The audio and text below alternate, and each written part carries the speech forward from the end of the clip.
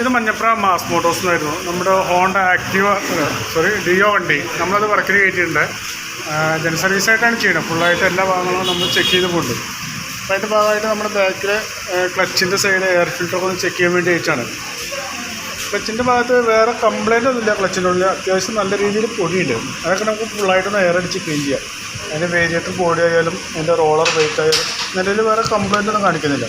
നമുക്ക് ഫുള്ളായിട്ടൊന്ന് എയർ അടിച്ച് ക്ലീൻ ചെയ്താൽ മതി. ഓട്ടോ ക്ലച്ചിൻ്റെ യൂണിറ്റായാലും വേറെ കുഴപ്പമൊന്നും കാണിക്കുന്നില്ല. ബെൽറ്റായാലും നിലയിൽ വേറെ കുഴപ്പമൊന്നും കാണിക്കുന്നില്ല. ബെൽറ്റും നമുക്ക് അതിനെ യൂസ് ചെയ്യാൻ വേറെ കുഴപ്പമൊന്നുമില്ല. അതുപോലെ തന്നെ നമ്മൾ അതിൻ്റെ എയർ ഫിൽറ്ററൊക്കെ ഒന്ന് ചെക്ക് ചെയ്യാൻ വേണ്ടി അയച്ചതാണ്. എയർ ഫിൽറ്റർ കിടക്കുന്നത് പുതിയ ഫിൽറ്ററാണ് കിടക്കുന്നത്. എന്നാൽ അത് കമ്പനി ഫിൽറ്റർ അല്ലാത്ത കിടക്കുന്നത്. കമ്പനി ഫിൽറ്റർ ഇട്ടതിൻ്റെ പ്രശ്നം പറഞ്ഞു കഴിഞ്ഞാൽ വണ്ടിക്ക് പെട്രോൾ ചിലവ് കൂടുതൽ, ഹെഡിലേക്കുള്ള കാർബണിൻ്റെ അളവ് കൂടുതൽ, ഇതൊക്കെ ഒരു മൈലേജ് ഷോട്ട് അതൊക്കെ കാണിക്കും. എന്നാലും നമ്മളിപ്പോൾ മേടിച്ചിട്ടല്ല, തൽക്കാലം നമുക്ക് ഇതന്നെ ക്ലീൻ ചെയ്ത് ഉപയോഗിക്കാം.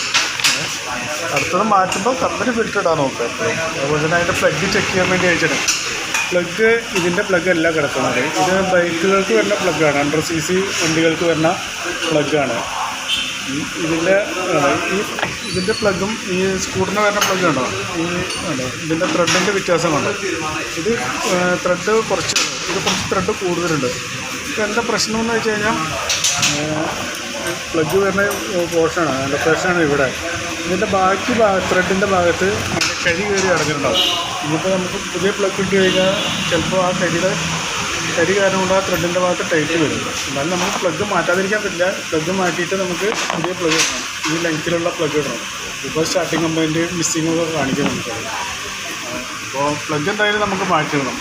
അതുപോലെ ഫ്രണ്ടിലോട്ട് വന്നു കഴിഞ്ഞാൽ ഫ്രണ്ട് ബ്രേക്സൊന്നും കുഴപ്പമൊന്നുമില്ല. നമുക്കത് ക്ലീൻ ചെയ്തിട്ടാൽ മതി. ഫ്രണ്ട് ബ്രേക്കിൻ്റെ കേബിളായാലും നിലയിൽ വേറെ കംപ്ലയിൻ്റ് ഒന്നുമില്ല. എല്ലാം ഒന്ന് ക്ലീൻ ചെയ്തിട്ടാൽ മതി. പുഷ് സെറ്റായാലും പുഷുകളായാലും നിലൊക്കെ ഒന്ന് ഗ്രീസ് ചെയ്തെടുത്താൽ മതി, വേറെ കുഴപ്പമൊന്നുമില്ല. പിന്നെ അതുപോലെ നമ്മൾ ബാറ്ററി ഒക്കെ ഒന്ന് ചെക്ക് ചെയ്യാൻ വേണ്ടി അയച്ചാണ്. മോർണിംഗ് സ്റ്റാർട്ടിങ് കംപ്ലയിൻറ്റ് പറയണോ.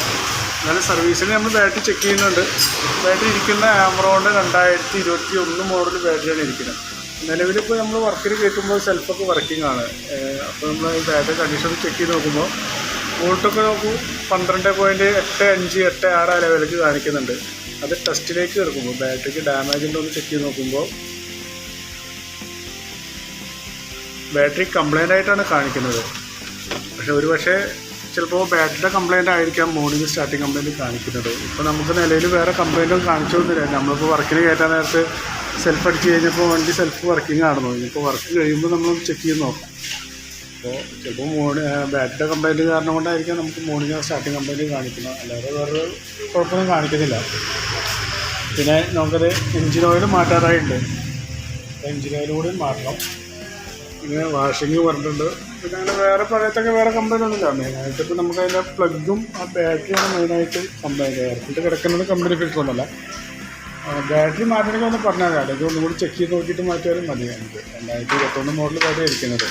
ഞാനിപ്പോൾ നിലവിൽ വരുന്ന വർക്കിൻ്റെ ഒരു എസ്റ്റിമേറ്റ് പറയാം. ആ പ്ലഗും വാഷിങ് എൻജിൻ ഓയിൽ നമ്മൾ സർവീസ് ചാർജ് എല്ലാം കൂടി നോക്കിയുള്ളൊരു എസ്റ്റിമേറ്റ് പറയാം. ബാറ്ററീനെ കുറിച്ചിട്ട് എന്തെങ്കിലും ചെയ്യണമെങ്കിൽ അതൊന്ന് സെപ്പറേറ്റ് പറഞ്ഞാൽ മതി കേട്ടോ. ഓക്കെ.